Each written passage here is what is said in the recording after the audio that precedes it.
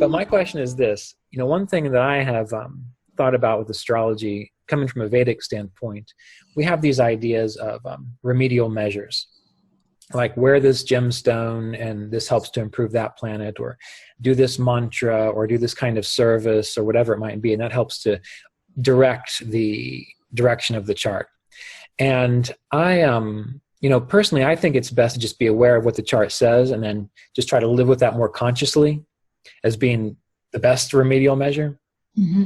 But there's a particular text I like to read. It's a yogic text, and it talks about how there are countless universes.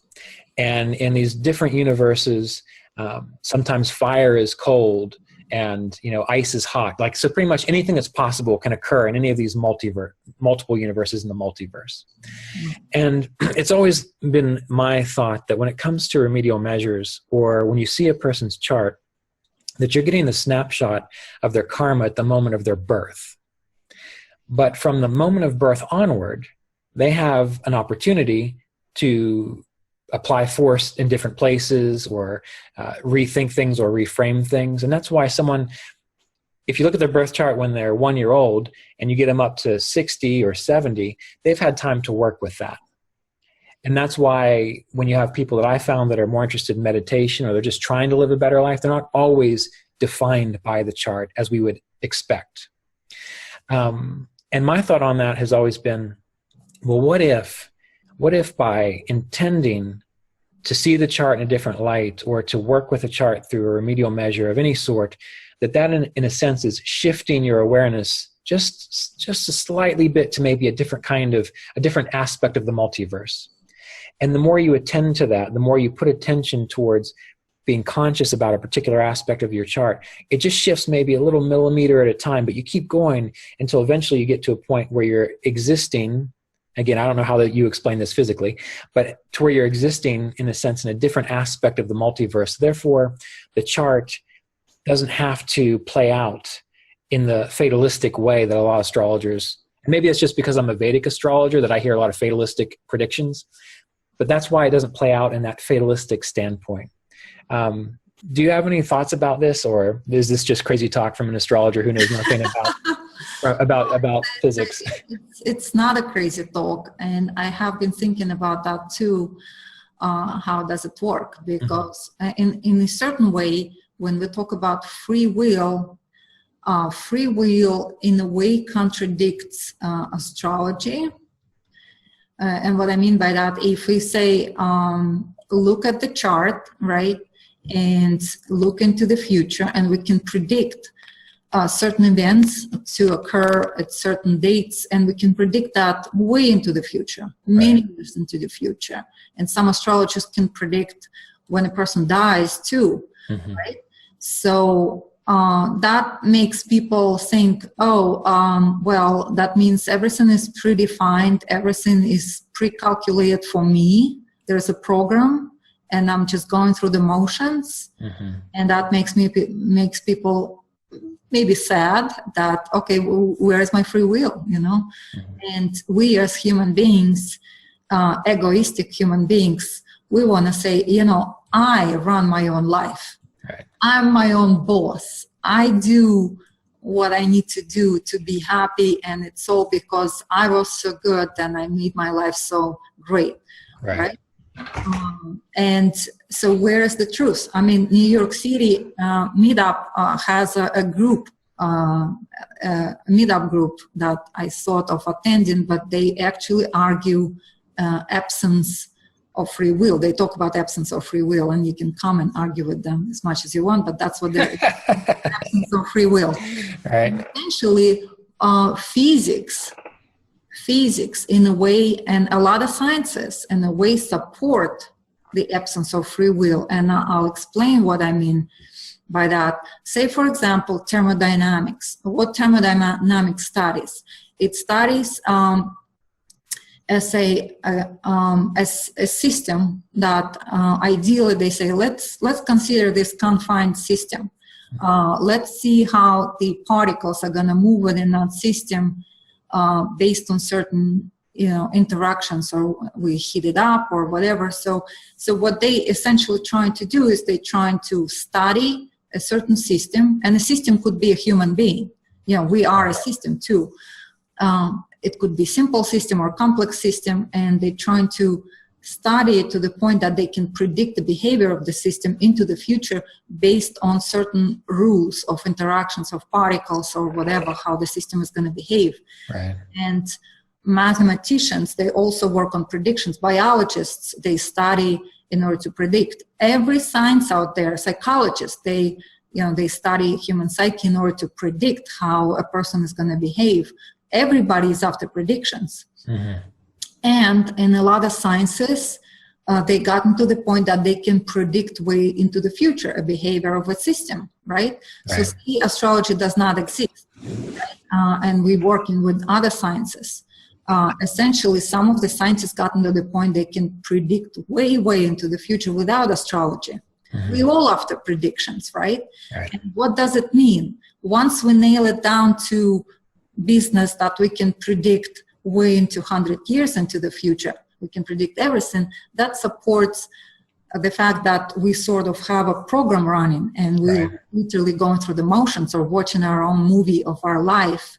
Where is free will? Mm-hmm. And when I think about that, I still feel that there's a place for free will. I used to think that, no, the place for free will is lost. I didn't find it. Mm-hmm. Even wrote articles about, the absence of free will, but it's a scary thought.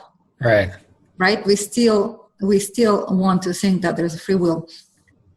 What I started realizing is that I'm developing my own view of it, which probably coincides with some other people's views, but free will comes from consciousness, right?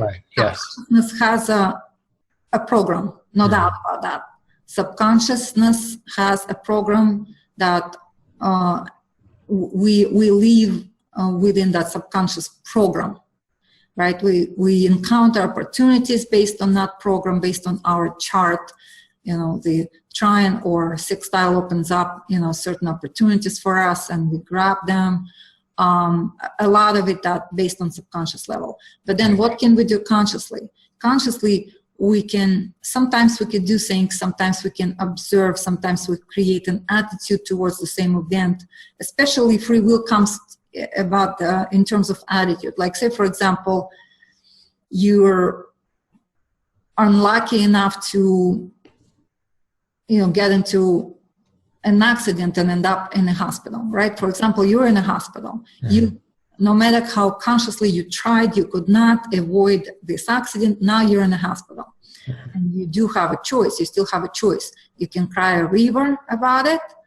And say you predefine that you're going to spend a year in the hospital. That's how severe your injuries are.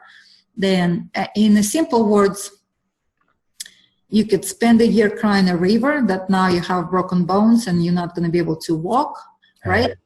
Or you can kind of like think about your life and get some kind of spiritual revelation and get some sort of enlightened thoughts and look at it from positive angle in terms of, oh, now you can rest up and you don't have any responsibilities for this, for that. Other people took responsibilities, and you can just enjoy, 3 times a day meal and dental care by nurses.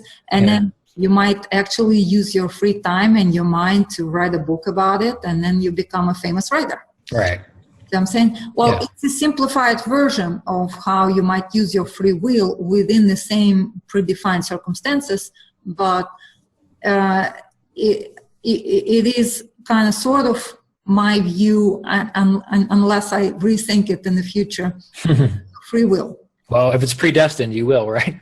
Right. Yes. But in terms of multiverse, yes, as a new scientific discoveries show, nuclear physicists have now pre-calculated that multiverse, and the calculations do show that such thing exists, and governments spend millions upon millions of dollars to create a super collider in Europe, right? Countries chip in specifically to test multiverse. Yeah. So they conducted an experiment or experiments, plural, to see that a certain particle is going to disappear at some point, which proves that it went into a different dimension.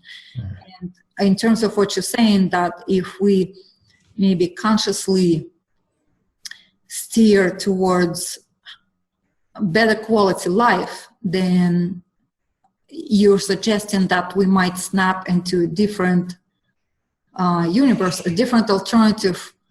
Well, right, and and the snap part is the tricky part, because when most people, I think of this idea of shifting universes or shifting in the multiverse or whatever, I think they often imagine it to be like, bam, I'm in a totally different experience. Like when you watch, Star Trek Deep Space Nine, and they go into, where all the bad guys are good guys and all the good guys are bad guys. And that's not what I'm talking about. What I'm talking about is, I know I've got an issue or something I want to do or work on, and I'm currently in this particular state of the multiverse, right? And I'm thinking of it beyond time, like that their time is also kind of, it's relevant, but if I want to start thinking that I want to go in a different direction, then I put the thought in there first.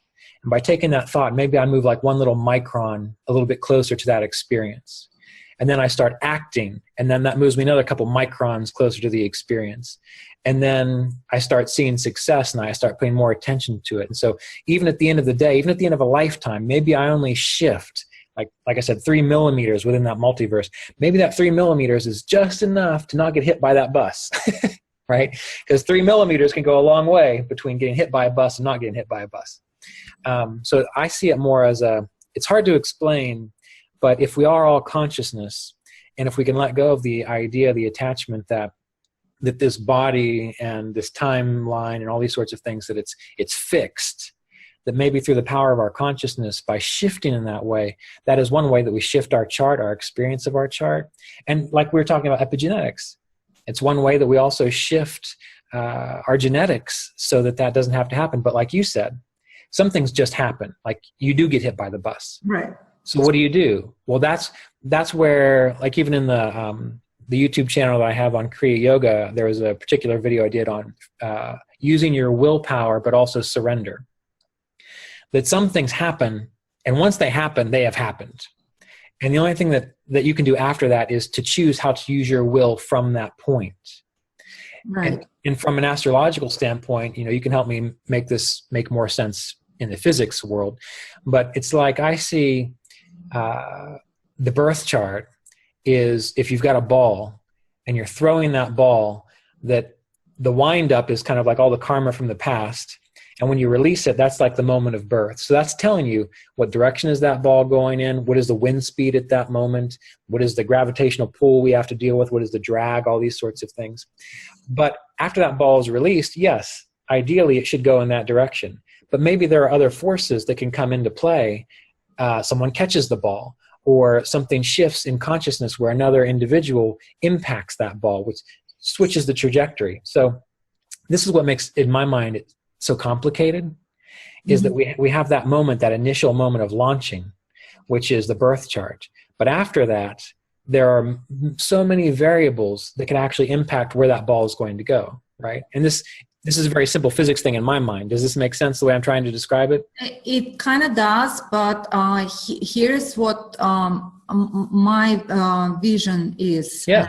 I'm also very visual. I imagine this, and then I can describe it easier. Uh-huh. So from my perspective, we're all trying to live longer, right? Trying consciously, or we striving to live longer, but essentially we all are gonna grow old and die, right? Yeah. We can't really switch to a different universe where we do not die at all. Right. Even though, yes, we haven't those fantasies. That exactly. How can we make our life, to last forever? So anyway, but if we go back to consciousness, what consciousness is versus subconscious. If we kind of look at it from bigger picture perspective, from bigger picture in terms of how we come into this life and what do we do when we leave the life, right? What I mean is our soul, and what I mean is plural lives, incarnation. if we look at this from that perspective, and if we do some more research in terms of spirituality and how these things work and how this soul path goes and how you develop, we find that there are it's like a cake with a lot of layers, sort of. You make an analogy of a bowl, and I'm saying,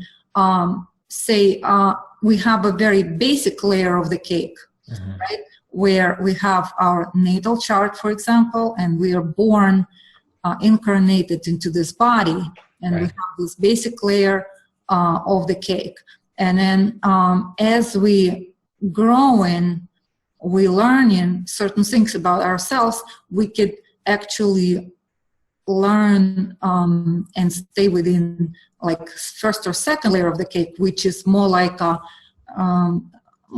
running life on subconscious level. And they say that children do not develop consciousness until a certain years in teenage years, and they sort of live in this unconscious program when they're young. Right. At some point, the consciousness starts kicking in. So I'm saying that consciousness kicks in on the higher levels of the cake. And so say once the consciousness starts kicking in, the consciousness has a free will, not subconsciousness, right? Subconsciousness will stay. The very basic layer of the cake will stay with us. It's a part of us.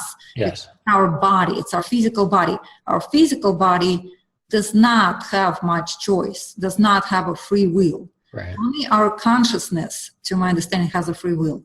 And on a conscious level, we can get to the top layer of the cake, which means seeing what we are from the big picture perspective, seeing where we come from, seeing where we're going, making a choice to be happy about what we're going, the experiences that we're going through, or be unhappy about the experiences.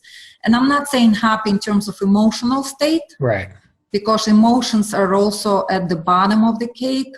Because emotions are very much dependent on a state of our mind and body in terms of body, physicality. Right. We get happy if we eat something sweet, right? Or chocolate. We get unhappy if we get physically hurt. So this is all has to do with the lower layers of the cake. So when you're speaking of consciousness, though, from your perspective, we're not saying like everything is consciousness. We're talking about the capacity to understand. Right. Okay. All right. That makes sense. And the top layer of the consciousness is when we consciously understand the life that we live in, the choices that we make, and how we manage our life, and how we look at our relationships from the higher perspective. And that consciousness can go from the understanding standpoint, can go higher and higher and higher, and there's no end to the layers of that cake. And once you get to the very high layer of the cake, and all those layers of the cake, by the way, could be in fact interpreted as multiverse, right? Because with the same horoscope, we live in just a couple of layers, right? Very, very basic. Or we can get very, very high, and then we can see all through it. We can watch ourselves craving foods, but we could also consciously understand that, what is it about? Right. And my thought is the same exact person going through the same exact motions in life can develop its consciousness to like mid-level and still go through those motions, can develop its consciousness through high level, and can actually develop this to the super high level. That's my view, again, as of right now. Yeah. I don't know what I'm going to say at the conference. That might be slightly altered. Yeah, there's time for that. But, one thing that you're mentioning is very good, and that's one thing that they speak of in a lot of, at least the Eastern texts I'm familiar with, is that, the body is what is subject to karma. Body is, and that's from our perspective, that's what the astrology is. The body is subject to karma. But what happens is the person learns to realize that they're not just their body, they're not just their emotions, they're not just this life, right? Because that's the other thing. People get caught up in the idea of past lives, and they think of it like it's linear. Like, here's one life, here's the next life, here's the next life, here's the next life.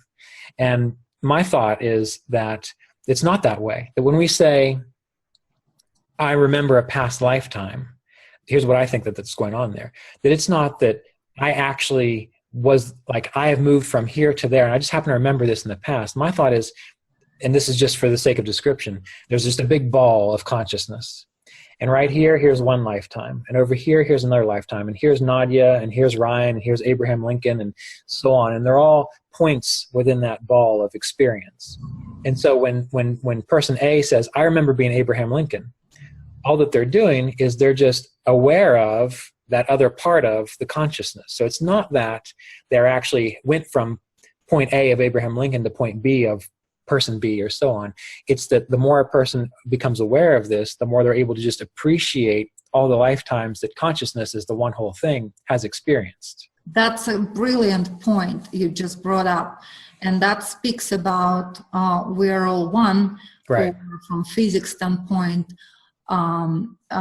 we talked about it last time, is quantum entanglement. Oh, right. Yes, that's right. We are so entangled with each other. We're so interconnected that essentially we are one in terms of consciousness of all human beings, all species. Right. And it's just like one big tree, and we think we're individual, but we're all just leaves of that tree. Exactly. And your point that you brought up when you were discussing the idea that we're all one, this whole quantum entanglement, this kind of ties in with yoga in a way too. And being a Kriya Yoga teacher, there's a story in Autobiography of a Yogi where there's the immortal yogi, the one that lives forever. And sometimes I get these emails from people that say, if I do my meditation techniques right, will I live forever, right? And I think when we think about that it's not about living forever, because as you mentioned, the body grows old and it dies, right? Yeah. And if we think about dreams, unless you're an ascended master, you can ascend with your body. Well, yeah, this brings me to my point. So let's think about this. When we say ascending with your body, when you do that, and it's a physical thing, well, once you experience that state of clarity, well, is it really that you have, quote, ascended with your body, or is it simply that now, as that state of consciousness, which is aware of all these parts of you, that you can simply just go and identify with whatever aspect of consciousness you want to, right? Yeah, you know what I'm saying? Exactly, yes. Then you become not a leaf that thinks, I'm like all by myself here. Right, I can just take off and fly, and the leaf forgets that it's a part of the tree. Right. Then when you expand your consciousness to the point that you get that you are part of the big tree, and a tree is a part of a forest, and you can lift up above and see that forest, and see that continent that the forest is rest on, and see that earth that the continent is part of, and see that solar system and see that universe that you are part of. Right. And this is expansion of consciousness, where you understand that you are a part, essential part, essentially, of this whole big universe. We're all one. Yes. Well, this took us into a realm that I wasn't quite expecting to get into, but I think it's very helpful for people to think about it in this way. Because it's important. It's important to understand your astrology, just like it's important that once you get a car, it's important to read the owner's manual so you take care of that car well. Right. But it's also important to realize that, if your car breaks down and you need another car, you can probably get one, right? It's funny you say that, because I always use that analogy in terms of car when I explain to people how, about your own life and your own body, and what happens when you get born, or what happens when you die, is essentially your body is like your vehicle. Right. It's if you take care of it, it runs you a long time. Right. You can get a lot of mileage out of it. Right. Well, If you screw up, you break it, you're done. well, and that's a good point too, because, you know, when we think of karmic things, like for example, I've got a Toyota Camry that I have gotten up to 310,000 miles, right?